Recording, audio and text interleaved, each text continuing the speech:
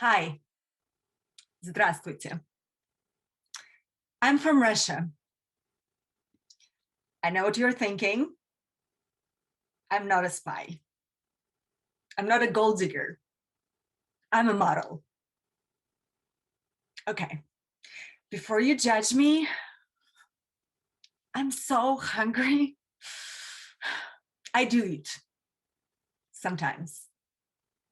I'm a breatharian. You guys, I live in LA. It's an upgrade from vegetarian. I boil the water, then cook the cabbage, then eat the steam. I wasn't always, though, starving myself for New York Fashion Week and partying with movie moguls. One of them is my husband. He's a very famous producer, and he's very supportive of my career, especially when I don't talk about it. So let's talk about it. I grew up in post-Soviet Russia, and life was hard. We had nothing, and sometimes we had to wait, most of the times, 2 hours just to get some kind of food in food lines. And then I remember chasing American exchange students crying, "Shabachka, Shabachka, give me a piece of Wrigley's gum, double mint wrapper." I chewed it until it turned into cement. I tried to be a good girl, but for me, it's hard sometimes to follow the rules. In school, I misquoted Soviet propaganda history books and my teachers beat me. Still, I needed to live on my own terms, authentically. Once I made bikinis out of Soviet uniforms, and then I had to publicly apologize to the entire school because it was considered an act of treason. Which is ridiculous because they were really cute. At 13, I was walking down the street and this guy came up to me and he was like, "Do you want to be a model?" I mean, it sounded more exciting than teachers beating me or school in general at that time. But my parents were convinced that I was being scouted for a sex trafficking ring. My dad was a nuclear scientist. He was one of the first responders to Chernobyl. But despite his achievement, he was paid close to nothing. We were struggling to eat. Every dark cloud has a silver lining. No food was really bad for nutrition, but no food was great for modeling.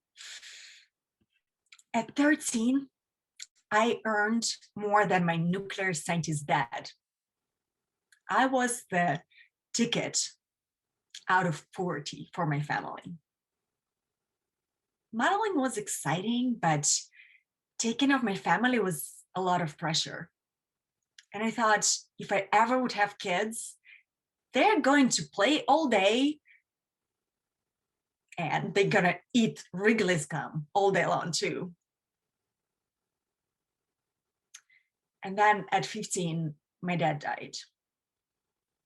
And modeling was no longer a choice. It was a survival. I now was the family breadwinner. My childhood was only working out, design of fittings, and supporting my family. I learned quickly the skinnier you get, the more jobs you book. So I stopped eating. I lost my hair, my health, and my sanity. I got sick and I was forced to go to the doctor. "You have anorexia." Well, yeah, I'm a model. Also, your uterus is inverted, so you would never be able to have children. My heart broke. Even though I was only a child myself, my dream of having a family in the future was shattered. So I hyper-focused on modeling. At 15, I moved to Paris. I barely got off the plane before I was whisked off to work with Yves Saint Laurent himself in makeup next to Carla Bruni, Naomi Campbell, Claudia Schiffer. Suddenly I'm on the cover of Glamour, Vogue, Elle, Dior, Cosmo, commercials for L'Oreal, 2 big billboards on Times Square at the same time. Yeah. But behind the facade, it wasn't all glitter. I had no guidance. I was 15 on my own, working 12-hour days, negotiating adult contracts. My glamorous life was not real. I was playing a role to sell more glamorous stuff. At 18, I booked a job with Chanel. They tailored the entire collection to my figure.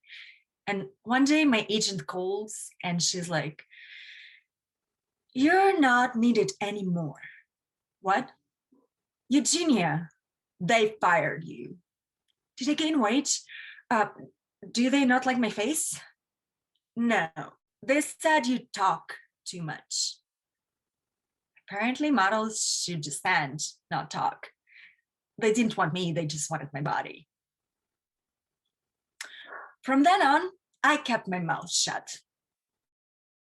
And at 23, I was one of the agency's highest earners. I was flying around the world. One day, a week before my Vogue India shoot, I went to the bathroom and I couldn't keep anything down. I mean, 3 grapes I was eating. I went to the doctor again. "Eugenia, you're pregnant." What? No. My doctor in Russia said I can't have kids. Check again. "You're pregnant." I can be pregnant. I have a Vogue shoot next week in India. I can't believe it. It's a miracle. Oh my God. Oh my God. I call a model friend. I know a clinic. She said, "Get rid of it. Get it done tomorrow and you can still go to your shoot." But what if it's my only chance and I'm excited to have this baby?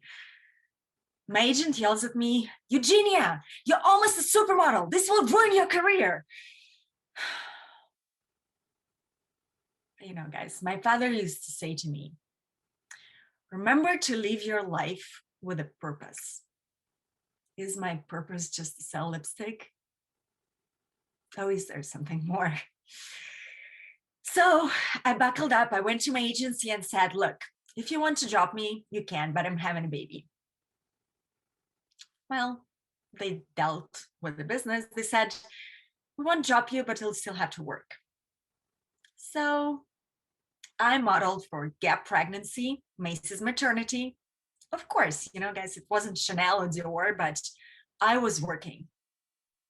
On one job, I was directed to jump up and down in the air with a big smile.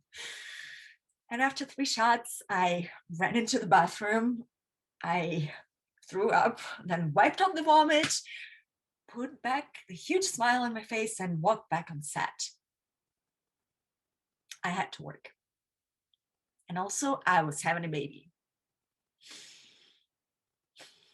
When I gave birth to my son, his father, now my husband, a movie mogul, was with me, and I held my baby in the arms and looked at his beautiful face, and I just remember I felt pure joy.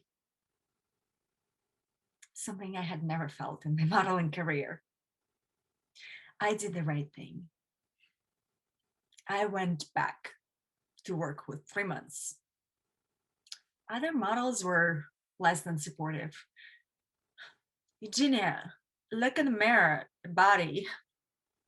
And the clients didn't think I could model and also be a mom. So I hid it.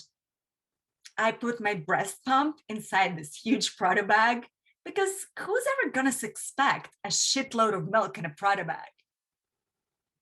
And if a client saw me with a baby, I'd say, oh, I have a relative visiting.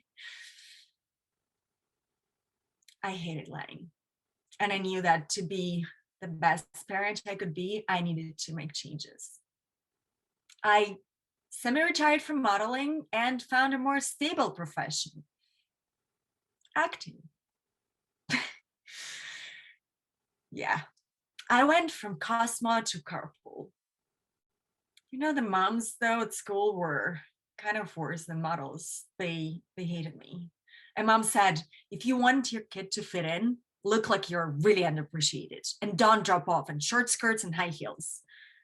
So I changed who I was again. I take him to school in like sweatpants and then drive around the corner, change into my modeling outfit for audition, go and see in a job, and then back into my mom clothes for the carpooling.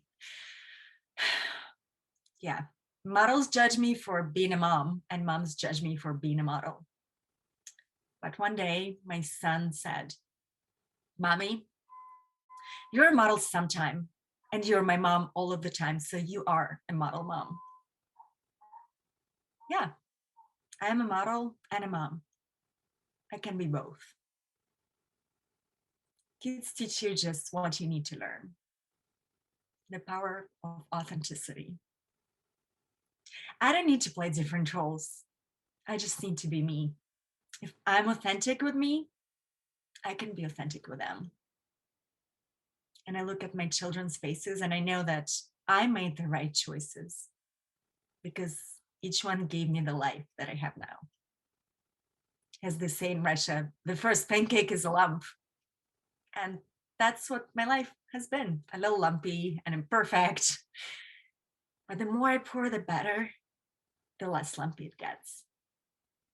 And now I make great pancakes. But of course, I don't eat them. I just smell them. And sometimes I chew Wrigley's gum. Thank you guys. This is my story and it's about love.